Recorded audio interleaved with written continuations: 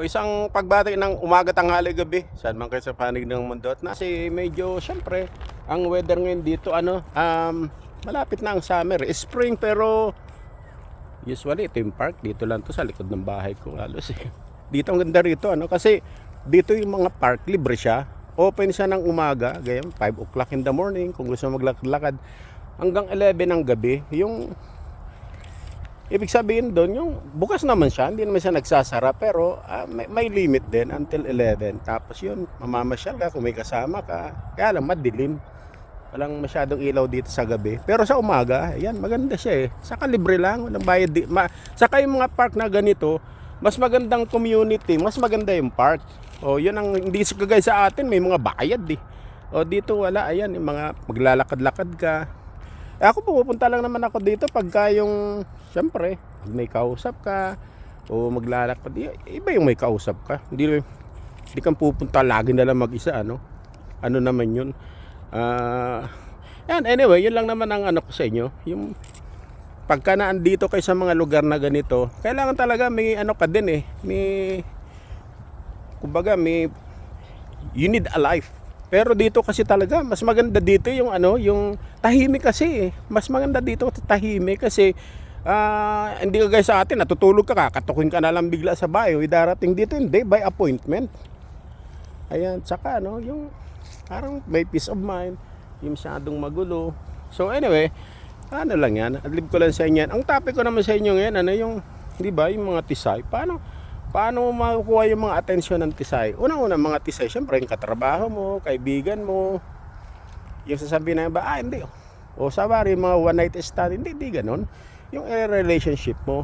Kasi yung mga ganyan, yung mga tisay kasi talaga para makuha mo yung attention mo, kinakailangan syempre. Ipakita mo sa kanila, pag nakilala ka, pinakilala ka, yung kaibigan, may kikwento ka. Yung may dating ka rin. Syempre iba din yung may maayos kang trabaho, may pera ka. Hindi naman niya sasabihin mayaman ka ba o pero sa forma mo, tsaka yung iba rin talaga yung yung hindi mahirap naman yung wala kang pera parang wala man dating yung ganun. Yan nakikita niyan, Muslim mosque yan. Din diyan. Nagbibigay ng mga pagkain diyan, ganun sa every weekend, libre pagkain, parang ganun, pumasok ka lang diyan, maraming pagkain.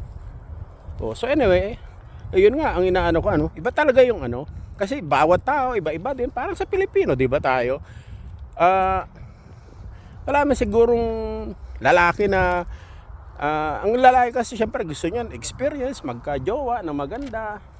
Yun lang naman maganda. Tapos yung yung pag naandito ka, magka-jowa ng tisay, parang gano'n. Pero mostly yan, tatagal na rito eh. Hindi naman nagkaka-jowa ng tisay. Kasi iba-iba din. May mga lalaki kasi talagang mababa rin ng self-confidence. Yung nasa kanila na ang may forma naman, may pera, may trabaho. Pero dahil nga sa iba kasi talaga ang relationship sa tisay kaysa sa mga Pinay. Kasi ang mga Pinay talaga, bukod sa medyo with faith, yung iba pa rin talaga traditional. Yun naman gusto talaga. Ang mga Pinay kasi talaga, yung mga Asian, gusto niya syempre yung tradition. Pero ang pinakang importante kasi talaga sa mga tisay, para yung magustuhan ka talaga nila. Kasi ang mga tisay, maraming experience yan, maraming body count yan ipapakita mo talaga sa kanila na yung mga ginong medyo bastos ka, kailangan talaga may experience ka Kasi pagka wala ka ring experience, di ba, hindi ka nagka-jowa o minsan ka lang magka-jowa, tapos parang kumbaga sasakyan, maraming nagmaneho dyan Parang hindi, yung vibes mo, iba talaga, lalo't di ba yung style na parang maganda ipepedestal mo kaagad mahirap magka-jowa pagka ganong strategy sa tisay. Kaya kailangan ipakita mo sa kanila may experience ka, marunong kang humalik. Importante marunong kang humalik. Kasi pag marunong kang humalik, ibig sabihin doon may experience ka. Pag may experience ka, ibig sabihin doon hindi ka desperate. Pagka hindi ka desperate, ibig sabihin doon yung kaya mong magdala ng relationship. Kasi pagka masyado kang desperate, di ba? Yung hahamakin mong lahat, masunod ka lang gano'n. Mga pang-Pilipino pang-drama, mga Korean drama, hindi ganon, hindi siya effective sa mga tisay. Saka ang pinaka-ano kasi sa mga tisay, kasi body count siya, dahil experience niyan sawain talaga sila.